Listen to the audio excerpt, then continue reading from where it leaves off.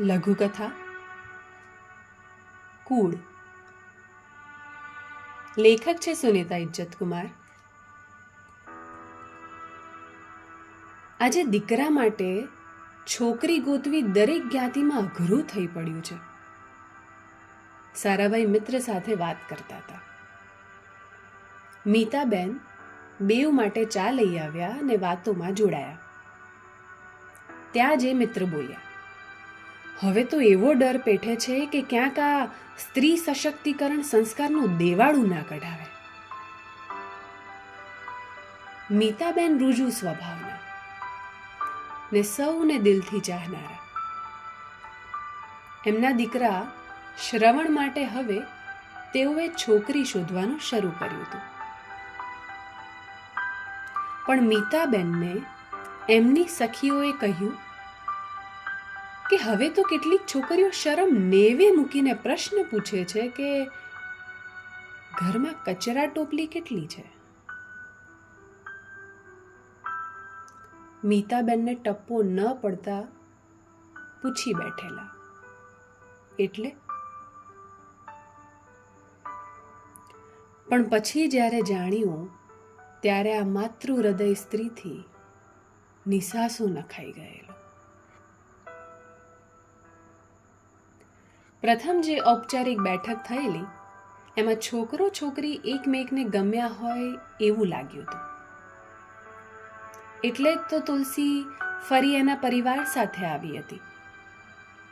એની માતાએ જ્યારે ફોન કરીને તુલસી હજુ કંઈક પૂછવા માંગે છે માટે અમે ફરી આવીએ છીએ એવું કહ્યું ત્યારથી મીતાબેન વિચારમાં ખોવાણા હતા. સાંજે મહેમાન આવ્યા. મીતાબેનની દીકરી પ્રકૃતિએ સૌને નાસ્તો પીરસ્યો. નાસ્તો કરતી વેળા કોઈ કશું બોલતું ન હતું. સારાભાઈ આમ તો વાચાળ, પણ અત્યારે મૂંગા મંતર હતા. એટલે અંતે મીતાબેને વાતનો દોર શરૂ કર્યો. હા જુઓ ને, આ અમારી શેરીમાં ડામર રોડ બને છે ને એટલે થોડી ઘાટી વધી છે. ત્યાં જ પ્રકૃતિ આઈસ્ક્રીમ લઈને આવી. વળી મીતાબેને વાત શરૂ કરી. જો બેન, અમારે તો 2 કામવાળી આવીને બધું ઘરકામ કરી જાય ને હા, રસોઈ તો હું જ 2 ટંક કરું. નવરી બેઠું બીજું કરું શું? હા, મારી દીકરી તો ભણતી હોય ને. અરે મૂળ વાત તો કહેવી રહી ગઈ. શ્રવણના લગ્ન થાય એટલે અમે તો 2 માણા વતનમાં જ રહેવાના. ત્યાં અમારો બહોળો પથારો પાથરેલો છે. પાછો એ સાચવવાનો ને. મેં પ્રકૃતિને કીધું જ છે કે હું જાઉં પછી ચૂપચાપ રસોઈયણ બંધાવી લેજો, જેથી તમે ભણી શકો ને કરિયર બનાવી શકો.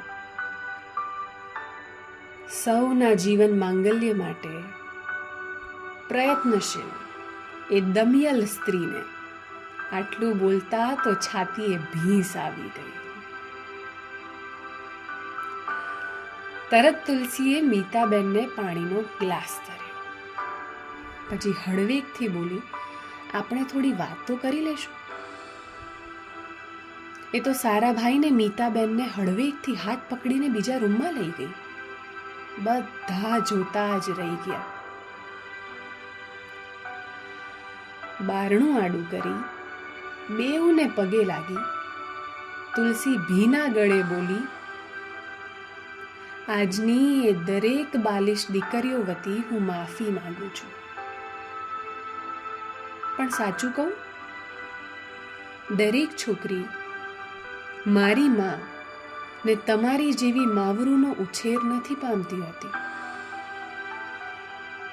ને હા, મારી આ વાત માનશો તો હું શ્રવણ વેરે પરણીશ. તમે વતન રહેવા નહીં જાઓ. અડધી જિંદગી હું માવતર ભેડી જ જીવી છું.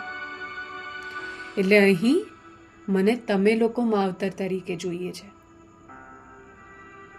માએ મને ઘડી હવે તમારા હાથનો ઉછેર પામી એને હું કેવી વધતી ચાલીશ.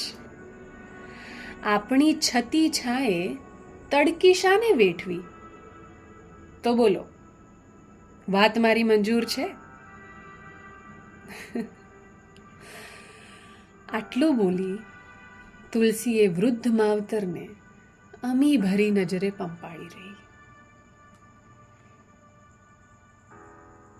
મહેમાનની વિદાય વેળા તુલસીની સમજણથી ભીંજાયેલા મીતાબેનથી અનાયાસે જ બોલાઈ ગયું, મારે તારા જેવી જ ડાહી દીકરી જોઈતી હતી. માને સાંભળી પ્રકૃતિ નીચું જોઈ ગઈ.